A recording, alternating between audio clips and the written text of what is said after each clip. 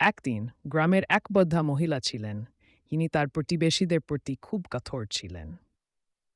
তিনি প্রায়শই তাদের তিরস্কার করতেন এবং তাদের ছোটখাটো ভুলগুলো ধরতেন। সময় খারাপ হলো।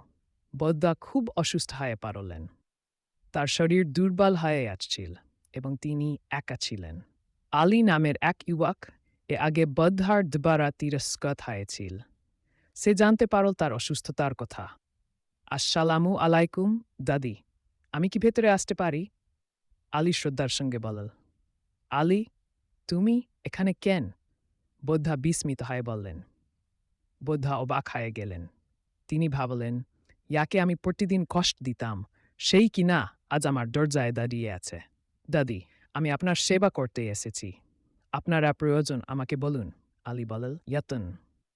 আলী বলল। আলী কয়েকদিন ধরে বৃদ্ধার সেবা করল। সে তাকে খাবার দিত, তার ওষুধ দিত এবং তার পাশে থাকত। আলী, আমি তোমাকে অনেক কষ্ট দিয়েছি। তুমি